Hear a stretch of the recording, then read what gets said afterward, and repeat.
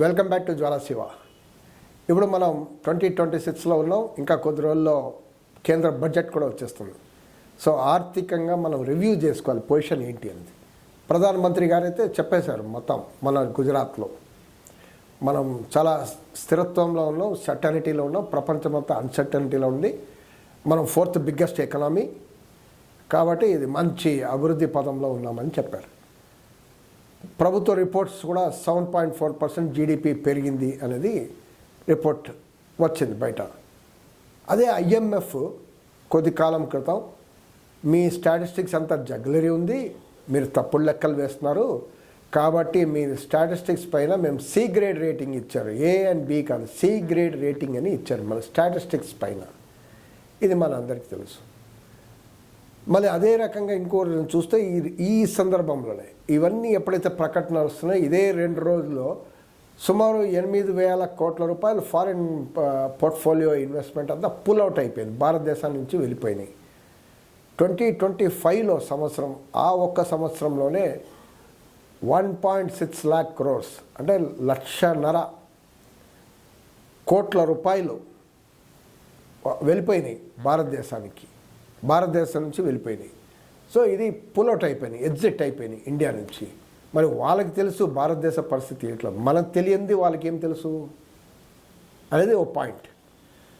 So మన దగ్గర అభివృద్ధి పదం అంటే ఇంకోటి RBI స్టాటిస్టిక్స్ మనం చూద్దాం. RBI లెక్కలు అది కూడా ప్రభుత్వం భాగమే.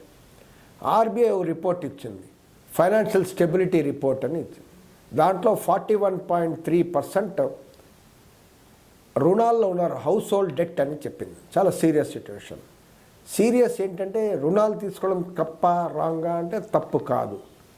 మీరు రుణాలు తీసుకుని స్కూటర్ కొన్నారు, కారు కొన్నారు, ఇల్లు కొన్నారు, ఓ స్థిర ఆస్తి కొన్నారు, లేదంటే ఓ మంచి ప్రాపర్టీ కొన్నారు, ఓకే, ప్రొడక్టివ్ అసెట్ కొన్నారు, ఫైన్, ఆ రుణాలు ప్రాబ్లం లేదు.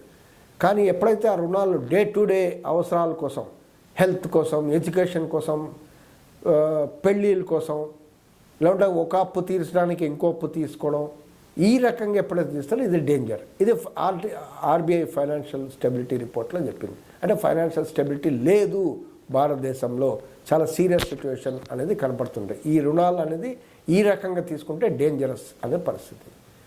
ఇప్పుడు అమ్ముడుపోతున్నాయా గుడ్స్ అంటే మెర్సిడెస్ అమ్ముడుపోతున్నాయి, పెద్ద పెద్ద విల్లాలు అమ్ముడుపోతున్నాయి, లగ్జరీ గుడ్స్, 2% రిచ్ వాళ్ళు కొంటున్నారు. కానీ అవే కార్పొరేట్ ఇన్వెస్ట్మెంట్కి చూస్తే, అంటే మనం పెరుగుతుంటే ఇన్వెస్ట్మెంట్ కూడా, పెట్టుబడులు పెరగాలి కదా.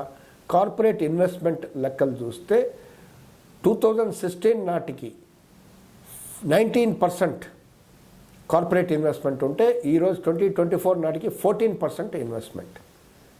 ఇది పరిస్థితి. అంటే కార్పొరేట్ ఇన్వెస్ట్మెంట్ పెట్టుబడి తగ్గింది. ఇది తగ్గింది అనేది ఈ రిపోర్టే కాదు, నిర్మలా సీతారామన్ కూడా పదే చెప్తున్నారు. పెట్టుబడిదారులు, బాబు మీకు ఇన్సెంటివ్ ఇస్తున్నాం, మీకు మాఫులు చేస్తున్నాం, మీకు చాలా రాయితీలు ఇస్తున్నాం, అయినా మీరు పెట్టుబడులు పెట్టట్లేదు అని ఆమె మొత్తుకుంటుంది. ఇది మనం చూస్తున్నాం.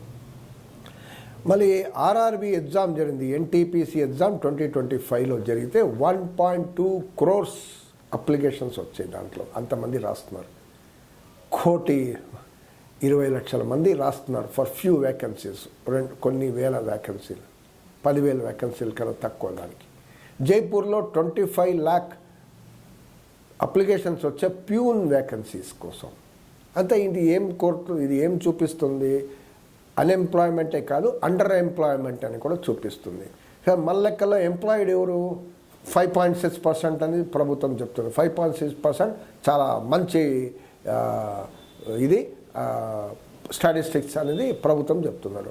మరి ఎంప్లాయ్మెంట్ లెక్కలు ఎలా చేస్తారు? జొమాటోలో మేము పనిచేసాం, 30 రోజులు పనిచేసాం, 40 రోజులు పనిచేస్తాం, సంవత్సరంలో పనిచేస్తే ఎంప్లాయిడ్ కింద లెక్క.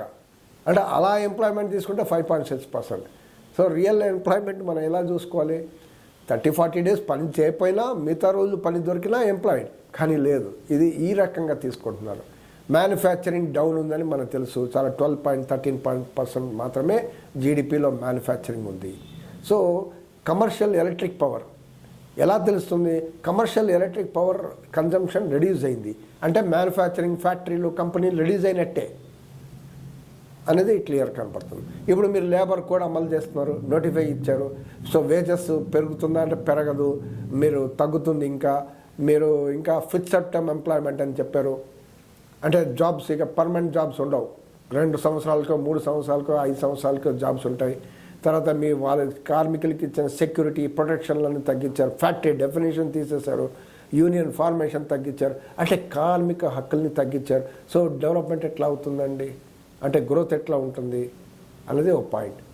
1% చేతిలో 40% ఆస్తి ఉంది. సంపద సృష్టించే వాళ్ళు 80-90% ఉన్నారు. కింద బాటమ్ లెవెల్లో 50% వాళ్ళు ఉన్నారు.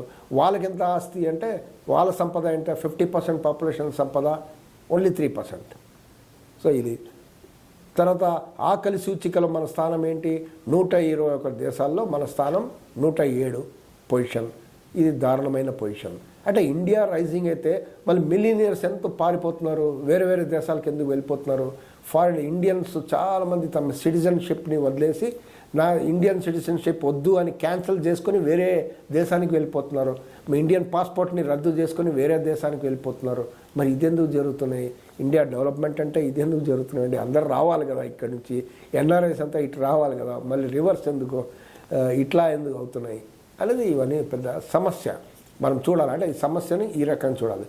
సో సిచ్యువేషన్ చాలా సీరియస్ అనేది కనపడుతుంది మనకు. అదే రకంగా మీరు డెట్ ట్రాప్లో ఉన్నాం అనేది కూడా ఒక పెద్ద ఇది. భారతదేశం అప్పులు చేయడం, డెట్ ట్రాప్లో పోవడం అది ఒక భాగం అయితే, ఇండివిజువల్స్ కూడా అప్పులు చేసి డెట్ ట్రాప్లో పోవడం అనేది జరుగుతున్నారు. ఈ అప్పులు వెళ్తారు, మెడికల్ ఎమర్జెన్సీ వస్తుంది, పాలైజ్ అవుతారు, ఉద్యోగం పోతుంది, ఏమవుతుంది? ఆ ఫ్యామిలీ దిగజారిపోతుంది అప్పుల వలయంలో. చాలా సీరియస్. ఓ పెళ్ళిళ్ళు చేశారు, కథం. సో ఈ రకంగా అదే రకంగా మనం ఇంపోర్ట్ చేసే గుడ్స్ ఎక్కడ మ్యాక్సిమం ఎక్కువ ఈ వైట్ గుడ్స్ అంతా ఇంపోర్టెడ్ గుడ్స్ చేయడం వల్ల ఇండియాలో ఆ డబ్బులంతా ఎక్కడ వెళ్తుంది? బయట. మీరు ఇండియాలో ప్రొడ్యూస్ చేసి ఉంటే అవి ఇక్కడ ఉండేది. సో ప్లస్ ఇక్కడ వాళ్ళకి జాబ్స్ దొరికేది. సో ఇక్కడ జాబ్స్ దొరకట్లేదు. సో ఇన్ని సమస్యలు మనం ఈ కోణాల్లో కూడా మనం చూడాల్సిన పరిస్థితి ఉంది. అదే రకంగా ఇది సొల్యూషన్ ఏంటి? Solution very clear. జనాల చేతిలో కొనుగోలు శక్తి ఉంటే కొనడం మొదలు పెడతాడు. కొంటే సరుకులు డిమాండ్ ఉంటుంది. సరుకులు డిమాండ్ ఉంటే ఫ్యాక్టరీస్ ఇన్వెస్ట్మెంట్ ఆటోమేటిక్గా వస్తాయి. ఆటోమేటిక్గా వస్తున్నప్పుడు అప్పుడు గ్రోత్ అనేది రియల్ గ్రోత్ అలా వస్తుంది. కానీ జనాల చేతిలో ఆ ఇన్కమ్ అనేది రియల్ ఇన్కమ్ పెంచాల్సిన అవసరం ఉంది కదా. రైతులు గిట్టుబాటు ధరలు కరెక్ట్గా ఇవ్వాలి కదా. కార్మికులు నిజమైన రియల్ వేతనం పెంచాలి కదా. 10,000తో మొత్తం ఎక్కువ మందికి వేతనం 90% వర్కర్స్కి 10,000 యావరేజ్ వేతనం ఉంటే ఎలా గ్రోత్ అవుతుందని వాళ్ళు ఏం పర్చేస్ చేస్తారండి? కొనుగోలు శక్తి ఎట్లా ఉంటుందండి? సో ఇది సబ్జెక్ట్. జనాల చేతిలో డబ్బులు అంటే డబ్బులు ఇవ్వమనే కాదు, క్యాష్ ట్రాన్స్ఫర్ చేసి వాళ్ళ అకౌంట్లో వేయడం కాదు, ఇది రాంగ్.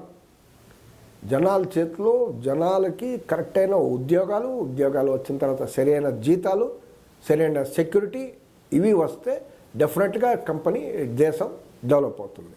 ఇది ఈ డిమాండ్ బేస్డ్గా ఈ ఎకనామిక్ గ్రోత్ ఉంటే బాగుంటుంది, సప్లై బేస్డ్గా కాదు అనేది మనకు తెలుసుకోవాల్సిన అవసరం ఉంది. సో మీ ఒపీనియన్ ఏదైనా ఉంటే, మీ సజెషను, మీరు ఏ కోణంలో ఆలోచించారు, మీ దగ్గర ఏమైనా విషయాలు స్టాటిస్టిక్స్ ఏమైనా ఉంటే అది కూడా మీరు కమెంట్ బాక్స్లో రాయండి. Thank you for watching Jwala Shiva.